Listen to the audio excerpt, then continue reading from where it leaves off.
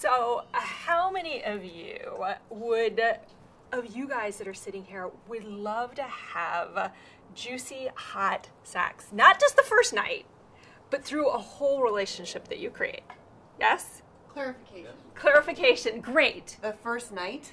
Not the first date, but the first night that you have sex. Just Or morning. Just clarifying. Not the first date.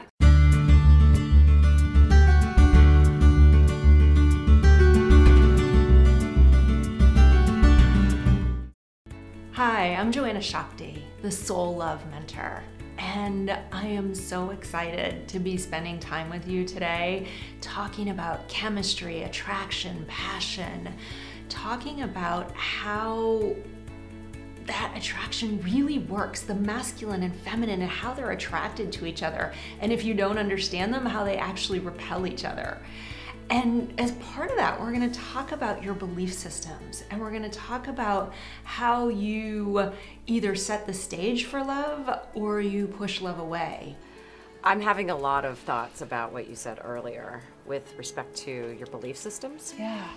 So you had said that you come from this corporate background, and I also have that in my past, and then I switched over to a creative career path, and so I was always around like men, and you know what I mean, and like the old boys network and all of that, and so you weren't allowed to be too feminine because then you were being manipulative. And so I've always been just very direct, very real, very authentic, and so for me, being too feminine is not authentic, because like I can't imagine any woman in her head means to act like a hoe. That's where it all goes wrong. But it goes so funny. Somebody that's trying to lick their lips and trying to be manipulative and trying to be sexy isn't, because it's fake. So wanting that guy, you got to be that woman. That's actually the key. As we go, I want that. I want him. The guys will say, I want her. The question is, are you being the one? Are you showing up to attract that? Here's what's interesting is that our beliefs actually define our reality. But what we usually do in the world is say, I'll believe it when I see it. But that's the problem. You can't see what you actually want to see because you've told yourself it doesn't exist. So wanting that guy, you got to be that woman. That's actually the key. As we go, I want that. I want him. The guys will say, I want her. The question is, are you being the one? Are you showing up to attract that? I have no problems attracting that and getting that. Does it go beyond that? Yes, we can show up sexy and attract half the men in the room, but they're not the ones that we want to be treated. And that's where the confusion comes in between masculine and feminine, is because I understand the differences, but I feel like, you know, what's that fine line when to show your femininity? You know what I mean? Yeah. And how much of it, because then you might just be seen as like, oh, she's that girl. So let's talk about your sexual essence. That's your masculine or your feminine energy. And we all have both energies. For most of us, one is predominant, and that becomes our actual sexual essence. So the key is that you want to discover what yours is and then totally live in alignment with it. It's not gender, it's not orientation, it's the energy that is attractive, and it's like magnets.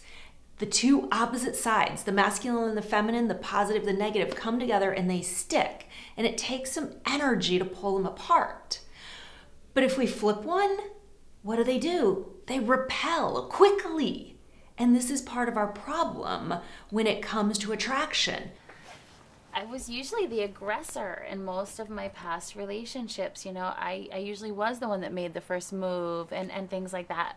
I'm like, I feel like I am feminine, but yet, of course, I have to be masculine in work. Nothing's going to get done. I'm my own boss. I am self-employed. I run my own businesses. I have to be in charge or nothing's going to happen. And I've learned over the years that when you approach that in a feminine way, nothing gets done. And you actually just so beautifully transitioned your energy from feminine to masculine.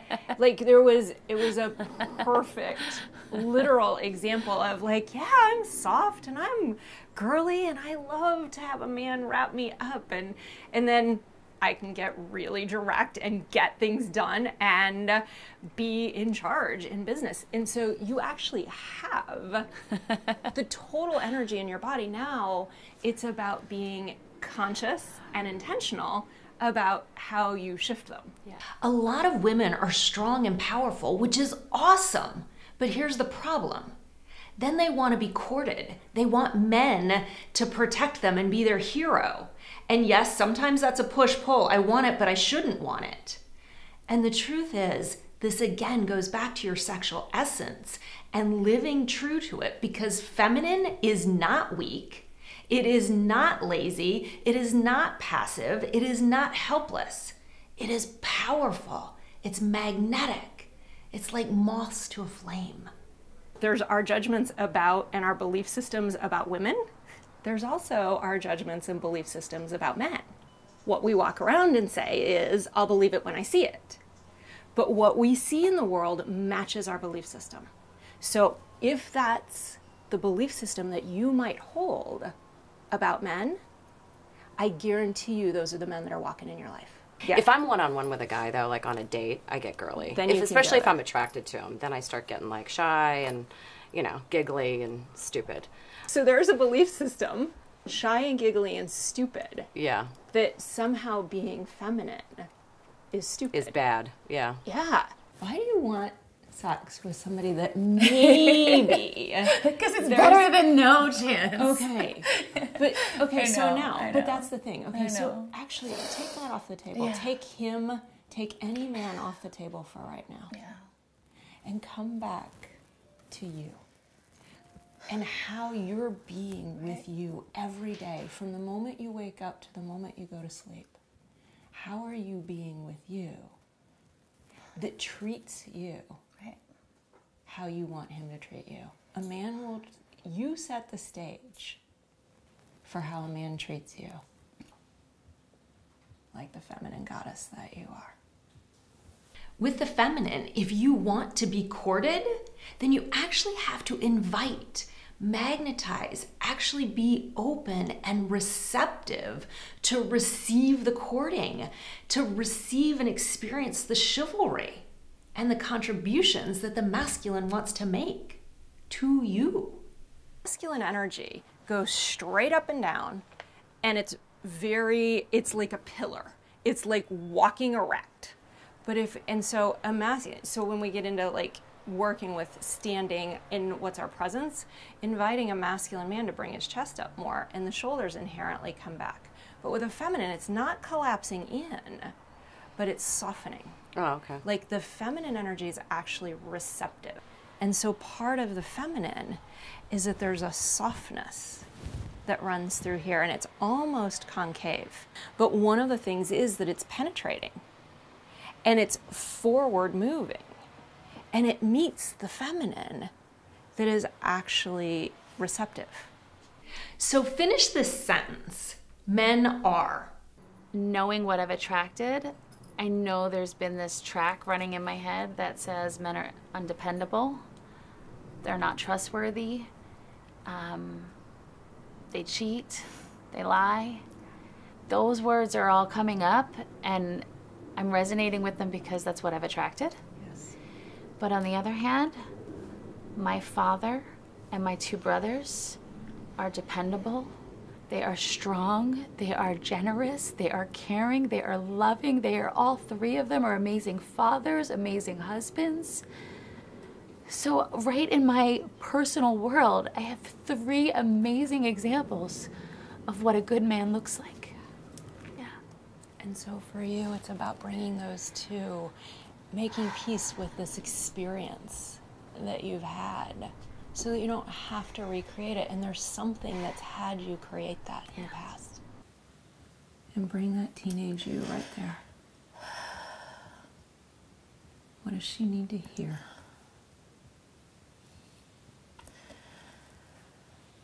That she's worthy, that she's lovable. Yeah, say it right to her. You're worthy. You're worthy.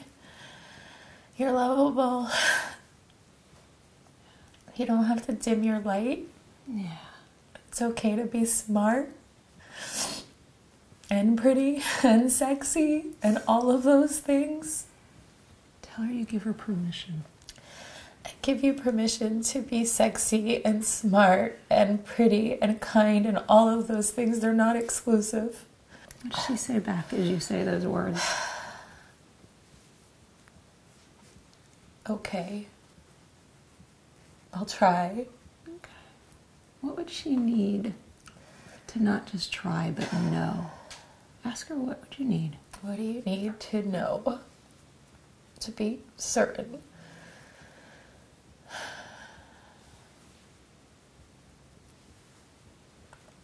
I know the difference between a good and a bad man, but like just lately I've just been attracting a lot of the sour pusses. Yeah, but to really let go of that isn't serving, so you can attract the ones that you know are there. Yeah. And whatever belief systems might be there that dating a friend.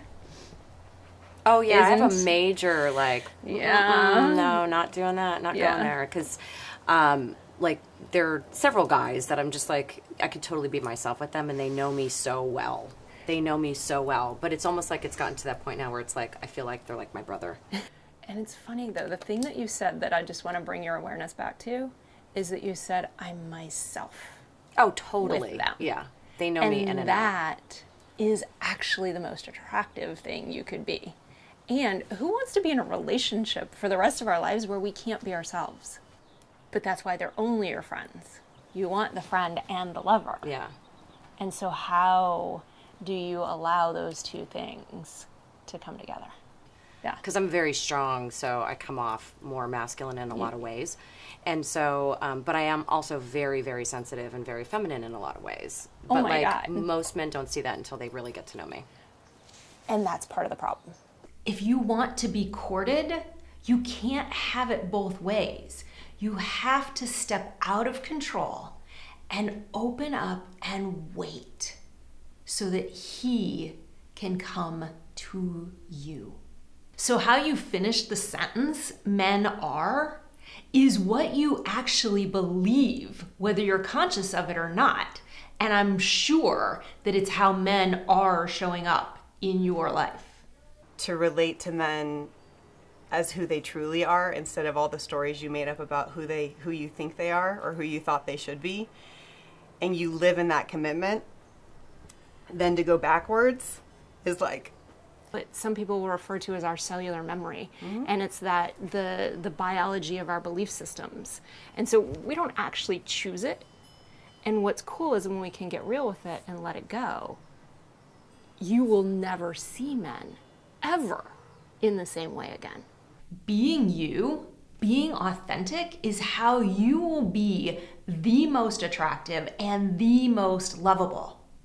Don't be anything but you. What's the risk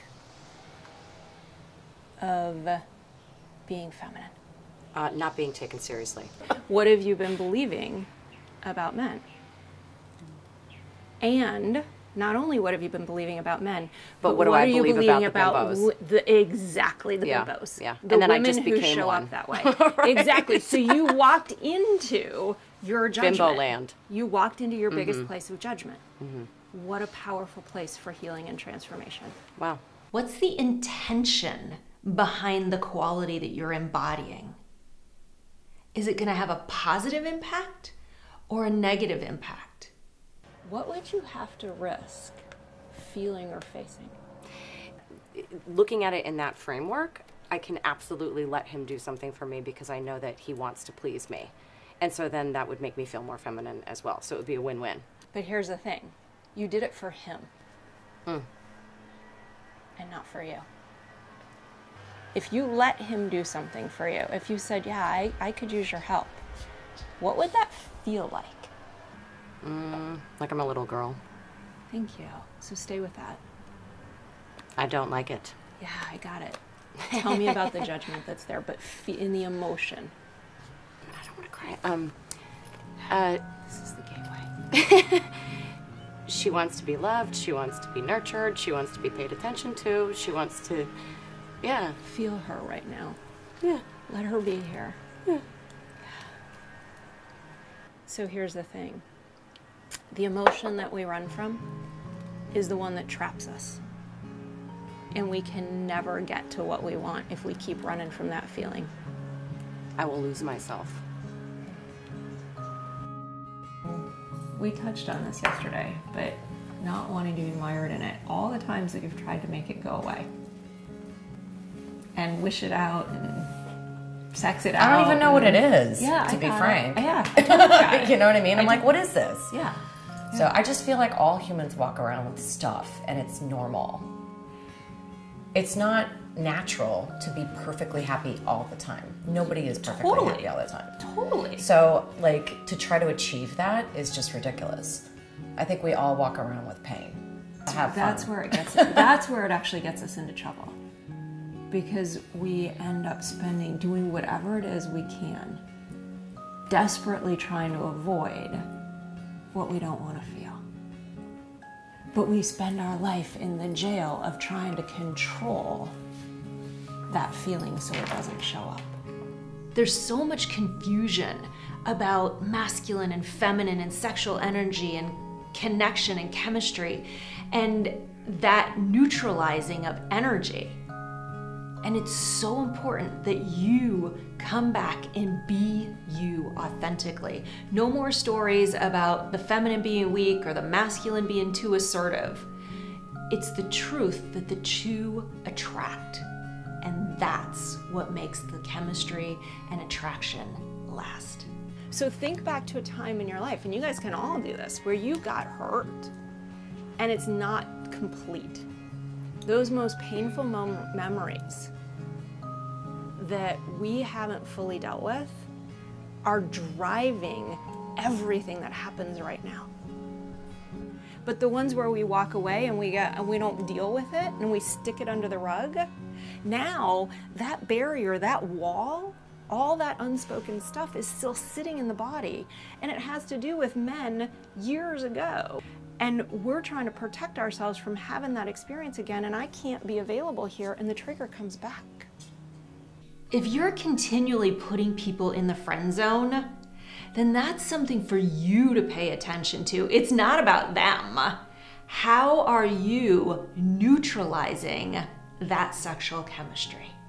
I feel like if you have the guy pick you up, I think that's implying that you're then he's gonna take you home and then come upstairs. Knows that when you go there with a woman, they need to be ready to go there and be vulnerable. So I've run into a man where we went on one date every month for 10 months and we never went there. And I was like, what the hell? But I think because he knew that if he went there with me, I would be wanting and expecting more. A relationship. Yeah. The physical size actually matters a whole lot less. So shorter men will imagine that they don't have it, but they do. It's all about energetically how they're showing up. That now gets to lead. The masculine gets to come through, but the feminine is in front. These masks of the masculine, for whatever reasons you thought you had to put there, it's inauthentic. And part of what now needs to happen is all the ways that you've been showing up out of sync with your feminine energy, that's a gap. It's an inauthentic gap. And so your job is to close that gap and bring your presence back in line with that energy. And so the invitation, one of the ways to practice the second chakra, the pelvic energy center, is for a woman, the feminine center. For a man, it's the masculine center. He penetrates off the body. Now come up to the heart center. For a woman, the breasts penetrate off the body. It's actually a masculine center. A man's heart is actually receptive. It's actually his feminine center. So talking about sexuality, there's two things that are really important in this recognition, is that for a man and a woman making love, he's sending his energy in through breathing techniques. From a sacred sexuality standpoint, we breathe that energy up. We send it out through the breasts. It's received in his heart, breathed down, and now we have a circuit that is actually amplifying the sexual energy and expanding the possibility of both the divine feminine and the divine masculine that are now embodied between the two people. But the same thing that a woman feels about her sexuality is actually how a man feels about his heart. His heart, if we push love, getting this one? Yeah. If we push love, it feels the same way for him, that it's as if he pushed his sex on us. Yeah. I have jumped into bed way too quick with almost every, no, I'm not even going to say with almost, with every man I have ever been in a sexual relationship. If you desire to be courted, then you have to let yourself be courted, which means you can't take charge. You have to wait. You have to allow it to come to you. And then you will be happy. But if you don't, if you take that initiative because you're afraid it's not going to happen, you've just set yourself up for heartache. That's the distinction between conscious and unconscious. No. I am very judgmental at times, and I'm critical and harsh in my head. Yeah.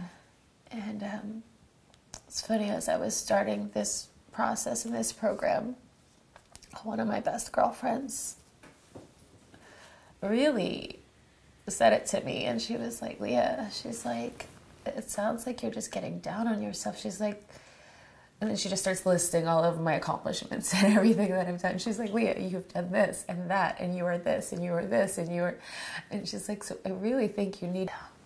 It's not touching this part that's aching for love. Yeah. And, you know, you've probably heard the phrase before, but we can't love another until we love ourselves. Yeah. And that tenderness is an expression of that love. But the interesting part is when we won't give it to ourselves, there's a way that we actually push it away when a man tries to give it to us. So, like it's getting the body conditioned that this is okay to receive. Yeah. Yeah. And it's so much better because you're in the practice of with you. One, the relationship with you gets so much stronger. And two, then there's a place for him to actually offer. It's to add too, we are ultimately responsible for all of our happiness, all of our pleasure. And when somebody can step in and contribute to what's already happening. Yes. So tenderness. The loving touch, if you self-pleasure. And I do. Yeah, so that's another place, is letting Somebody's gotta. Well, I get touched. But it's still going to have to be that way anyway. Even if I address it and I shine a light on it and I'm like, wow, I have a lot of shit. I already knew that anyway.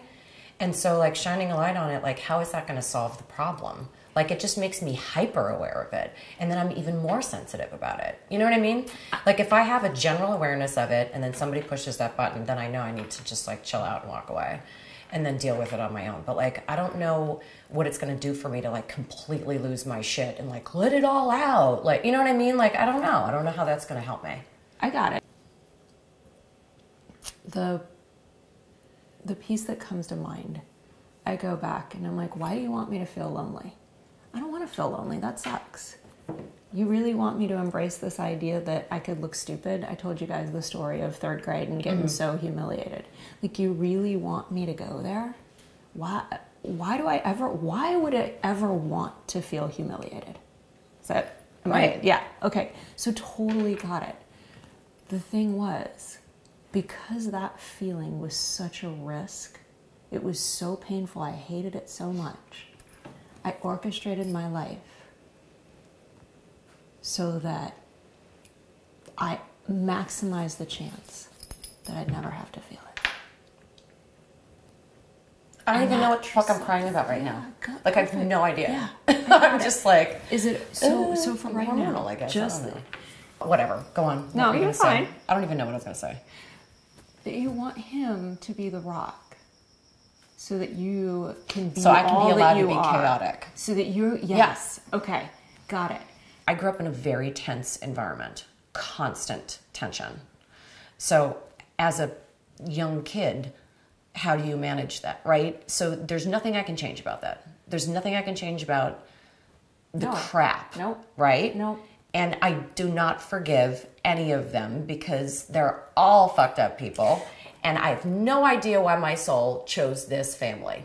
Forgiveness is an interesting thing. But if you look at the definition, it's giving up the need. Well, there's actually a variety of definitions.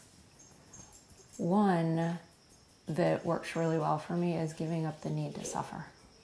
That the forgiveness actually has nothing to do with them and everything to do with, do I want to keep carrying this in my body? Right, I don't. That's why I'm saying, what's the solution? You know what I mean? Yeah. Sweep it But out. Because, like, I don't want anything to do with these people anymore, and it actually pisses me off that I have their DNA. Feel. And you didn't have to. I feel all the time. I know you do. Like, you're so sensitive. Yeah, I am. You're so sensitive.